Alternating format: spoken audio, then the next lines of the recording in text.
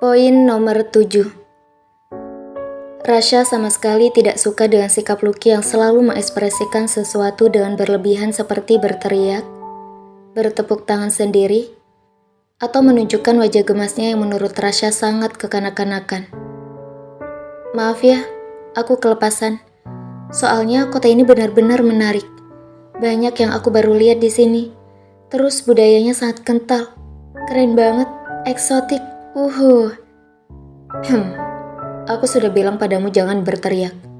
Belum ada 1 menit aku berbicara, kau sudah berani berteriak lagi. Iya maaf. Aku tak bicara apapun lagi. Kau bisa kembali menutup matamu dan menjadi beku lagi di sana. Celetuk Lucky asal dan Lucky tersenyum sedikit menghina kepada Rasha. Kemudian memalingkan wajahnya ke jendela lagi. Wanita ini, bisa gila aku kalau terus-terusan bersamanya. Rasha bergumam sambil geleng-geleng kepala, dan kemudian berusaha untuk menutup matanya lagi, beristirahat. Rasha memang tidak pernah melakukan aktivitas apapun di dalam mobilnya selain menutup matanya. Walaupun tidak tidur, itulah yang dilakukan oleh Rasha, mengistirahatkan matanya. Rasha tidak pernah membaca ataupun membuka laptop.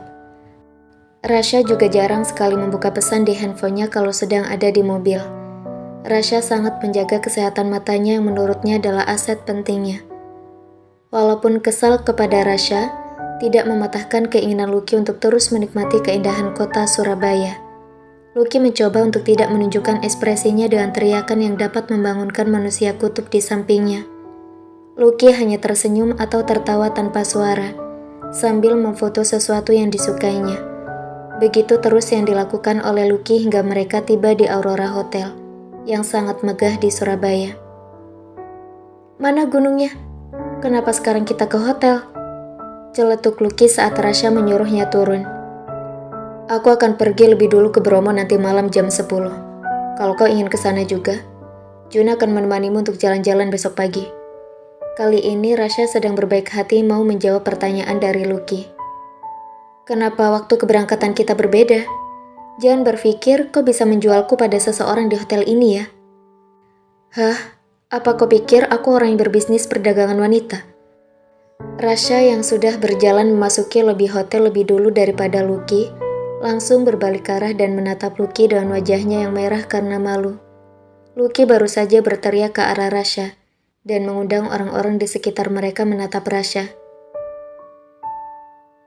Maaf, aku kan cuma bercanda. Itu juga karena kau yang membuatku berspekulasi seperti itu. Kau mau pergi ke Bromo lebih dulu jam 10 malam. Sedangkan aku harus bermalam di hotel ini sendirian. Dan paginya baru aku bisa menyusulmu ke Bromo. Bagaimana aku tidak curiga kalau kau akan menjualku malam ini? Lucky mencibir ke arah Rasha tanpa merasa bersalah sama sekali. Rasha menghela nafas sambil menaruh tangannya di pinggang. Aku berangkat lebih dulu nanti malam jam 10, karena aku ingin melakukan trekking. Kalau kau hanya ingin berjalan-jalan, kau bisa berangkat pagi dan tak perlu menginap di sana malam ini. Apa tadi kau bilang? Malam ini kau mau trekking? Rasha mengangguk saat melihat wajah Lucky terlihat antusias dengan matanya yang membulat, mendengar apa yang baru saja dikatakan Rasha. Izinkan aku ikut denganmu untuk trekking. Aku ingin sekali mendaki Gunung Bromo. Lucky yang sangat suka berpetualang tentu saja tergelitik mendengar apa yang baru saja dikatakan oleh Rasha. Lucky menghampiri Rasha dan memegang tangan kanan Rasha untuk memohon pada Rasha agar diizinkan melakukan aktivitas yang sangat disukainya, yaitu trekking. Lucky bahkan tak sadar kalau mereka masih di lobi hotel. Lepaskan tanganku. Apa-apaan kau ini? Jangan lupakan peraturan nomor 7. Tidak ada sentuhan fisik, kecuali dibutuhkan untuk menutupi kecurigaan pernikahan kita. Maaf aku lupa. Tapi boleh ya aku trekking? Apa kamu bawa perlengkapannya? Lucky menggelengkan kepala. Bagaimana kau bisa trekking kalau kau tidak membawa perlengkapannya? Hei, kau tidak bilang kalau mau trekking. Tapi aku bisa membelinya. Uang yang kau kirimkan ke rekeningku itu bisa aku gunakan kan? Di mana aku bisa menemukan perlengkapan trekking di kota ini? Aku akan mencarinya sekarang, mumpung masih ada waktu. Seru Lucky yang sangat antusias dan tidak ingin ketinggalan kegiatan trekkingnya malam ini. Apa kau yakin bisa trekking? Lucky mengangguk. Aku tidak mau direpotkan olehmu. Kalau kau memang ingin ikut, kau boleh ikut. Tapi tidak boleh merengek padaku kalau kecapean. Karena aku tidak akan peduli padamu. Jawab Rasha penuh penekanan, lalu membalikkan badannya menuju ke lift. Tenang saja. Aku tidak akan membuatmu kerepotan. Aku bisa mengurus diriku sendiri di atas sana. Di mana aku bisa mencari perlengkapan trekking di kota ini? Tanya Lucky lagi sangat serius. Semua akan disiapkan oleh tim trekking di sana. Jawab Rasha sambil masuk ke dalam lift. Hah? Lalu kenapa kau bertanya aku bawa atau tidak perlengkapan trekking kalau sudah disiapkan di sana? Lucky nyolot mendengar penjelasan Rasha tadi. Bisa kau bicara lebih pelan padaku? Rasha bicara dengan ekor matanya yang mengerikan menatap ke arah Lucky. Kini giliran Lucky yang menarik nafas dalam-dalam sebelum bicara.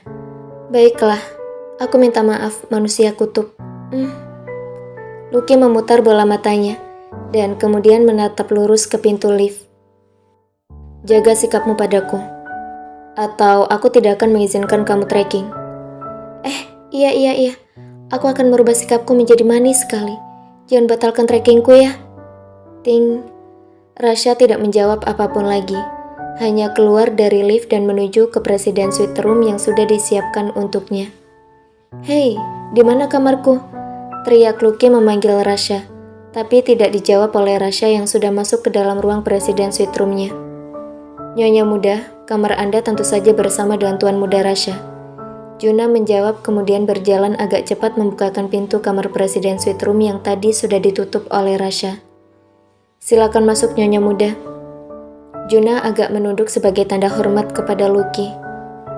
Kau serius? Aku di sini bersamanya. Tentu saja Nyonya muda. Lucky tidak bertanya lagi dan langsung masuk ke dalam kamar yang sudah dibukakan pintunya oleh Juna. Wah, besar sekali kamar hotelnya. Ruang tamunya besar.